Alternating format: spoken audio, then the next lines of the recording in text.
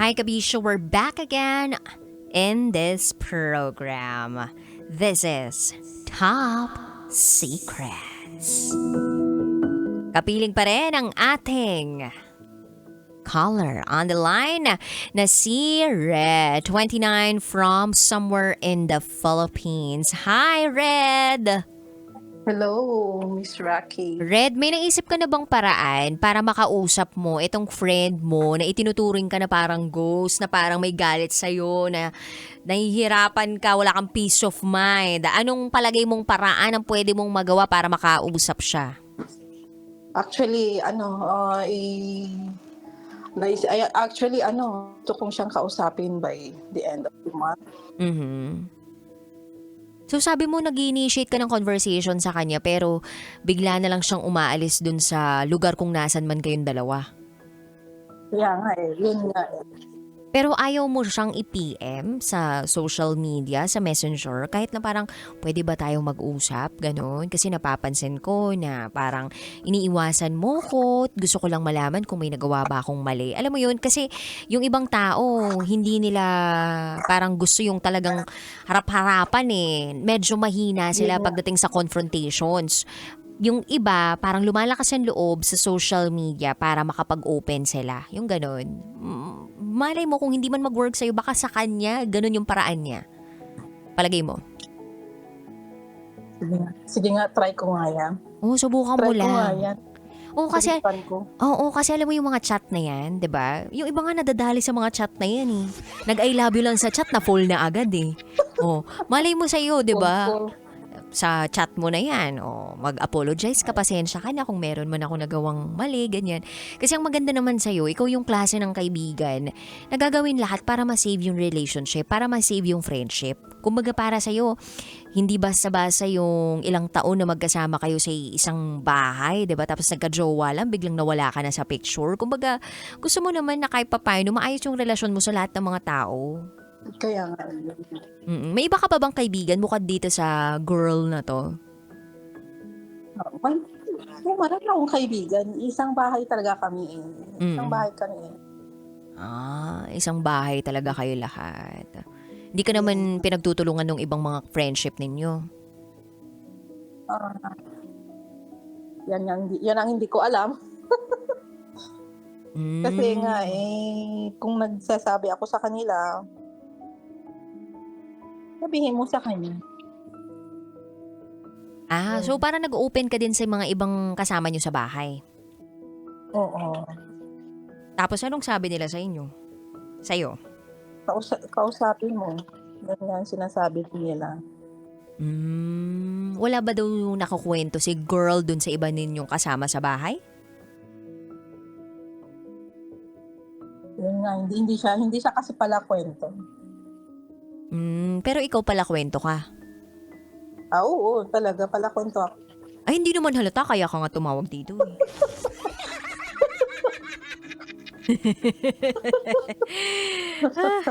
Pero I really appreciate yung pagtawag mo dito sa programang ito kasi may ibang mga kaibigan, klase ng kaibigan na kapag ayaw sa kanila, ayahan ko na to. Yung ganun ba? Pero ikaw, parang hindi, sige, ilalaban ko to kasi gusto kong malaman ko ano talagang dahilan kung bakit bigla na lang siyang lumayo, may nagawa ba akong kasalanan, ganyan. So, it's something na parang good indication na ikaw ay merong malinis at mabuting puso. Yan. So, ano mo lang yan, Gusto ko kasi i-keep gusto kong i-keep yung pagkakaibigan. Kaya lang ang tanong dyan, Red, paano kung ayaw na niya? Paano kung gusto niya na talagang it-cut off yung ties ninyo or yung relationship ninyo? Ay, bahala na. Umalis na siya. Ay, ang taray, umalis na siya. Nasa isang bahay lang kayo, pare-parehas lang yata kayo ng hulog dyan o kung ano mang responsibilidad ninyo. Yun nga sinasabi ko parang sabi ko, patigasan na to kung sino yung maunang lalabas sa bahay. Oo, para kayong nasa loob ng bahay ni Kuya, kulang na lang magbutuhan kayo kung sino may evict, no? Umaibig kaya nga eh, yung kung sino yung ma-friend dun na lang siya na lang kusang lalabas. Ay nako. Anyway, uy Red, maraming salamat baka may gusto ka pa i-shoutout dyan o gustong sabihin, wala naman Wala naman, hindi na nakikinig yung mga family ko dyan sa Pilipinas. Ayan. Uy, hindi ka sure ha? Oo, hindi. Ako lang nakikinig. Uy, akala ko ba somewhere in the Philippines ka? Uy, sinasabi mo tuloy kung nasan ka ngayon. Uy, sabi ko sa inyo, protektahan natin yung identity mo. Uy, di natin sasabihin kung nasan ka, di ba? Nasa Okay, Alaska. Nasa Alaska ako. akala ko nasa Batanes ka. Ikaw talaga rin. Sabi ko sa iyo, huwag mong sasabihin kung tagasan ka eh. O sige, Alaska So, mula sa Pilipinas, nakabiyahe po siya within 20 minutes papuntang May 20 Alaska. May ganun pong klaseng biyahe, hindi nyo lang po alam. Anyway, In Red. another dimension. Oo. Uy, balitaan mo kami kapag na-PM mo na si girl Tapos sabihin mo sa amin kung ano talagang issue ninyo. Malay mo naman talaga, ang issue lang talaga May ninyo. May GC nga kami. Hindi lang ako nakikita. Hindi, wag GC. Dapat personal na message talaga sa kanya. Kung gusto mo nga, sulatan mo ng letter eh. Pero kapag tinapon niya yung letter, try mo na lang talaga yung yung message nga sa Facebook o kaya sa WeChat, sa Viber, lahat na ng mga klaseng, messaging app. Para talagang Ganito na lang. may, may option. Post it na lang. Makita pa ng iba nun yung mga kasama sa bahay. Pag-chismisan pa kayo. Pero kung sa bagay, yung chismis naman, hindi mawawala yan sa mga Pilipino. So, It's laban happening lang. talaga. Oo, kumbaga, lang talaga yan. Palakasan na lang ng loob, di ba? Patibayan ng dibdib, pakapalan na lang ng mukha yan. Pakapala ng mukha. Totoo. Anyway, Red, maraming salamat sa pagtawag mo and I hope kahit paano gumaan yung nararamdaman mo. Kung ayaw ka niya maging friend, ako na lang yung maging friend mo, okay? Ay, true. Di ba? Pag ako yung naging friend mo, sinasabi ko sa'yo, hindi ka mahihirapan. Sa Facebook. Oo.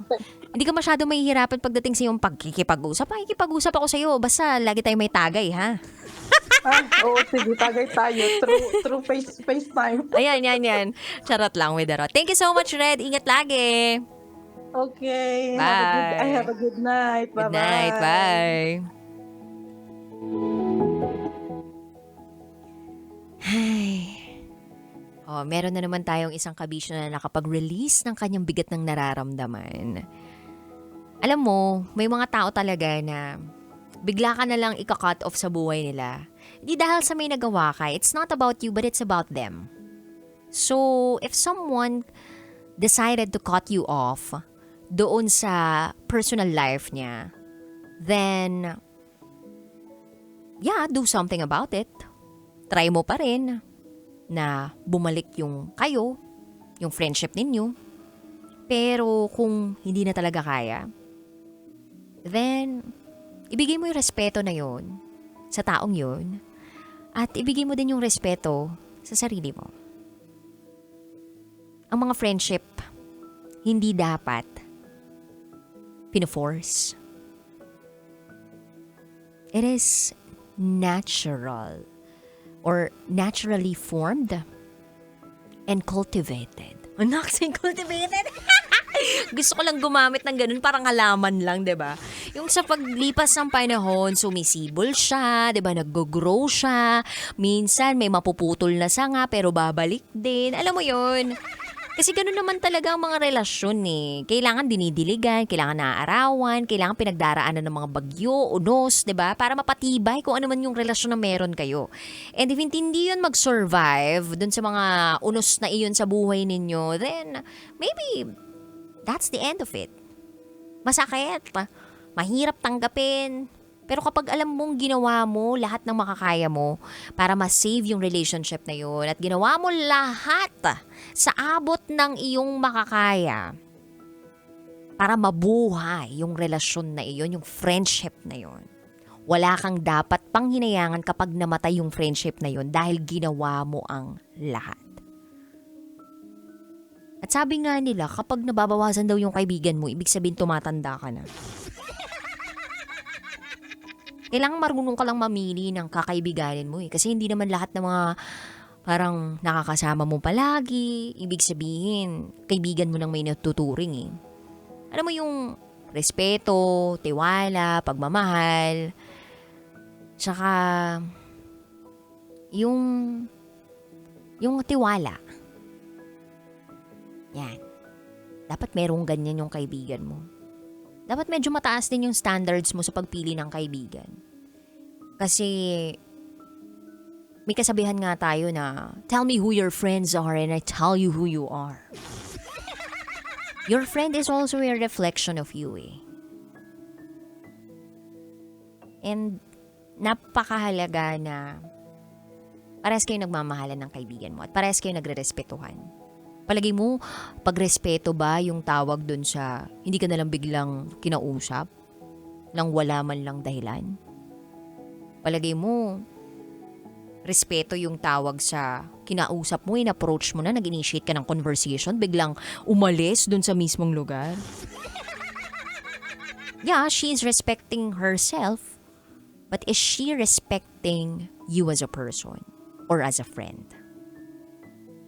Sabi ko nga sa inyo sa mga recent adlibs ko sa sobrang kagustuhan natin na maging maayos lahat ng relasyon natin sa paligid natin, nakakalimutan natin yung pag-aayos ng relasyon natin sa sarili natin. You have to have a healthy relationship within yourself. Para alam mo kung ano yung deserve mo at hindi mo deserve sa buhay. Para alam mo kung hanggang saan ka lang. At kung ano yung kaya mong tanggapin lang sa buhay. Anyway, sa mga kabisyo natin out there na gustong mag-share ng kanilang secrets, pwede naman pero bukas na kasi overtime na naman tayo guys. Nakapiling po ninyo ang inyong Basa Princess, DJ Raketera. At kayo nakatutok. Dito lang yan sa 90.7 Love Radio. Kailangan pa bang i-memorize yan? Basic.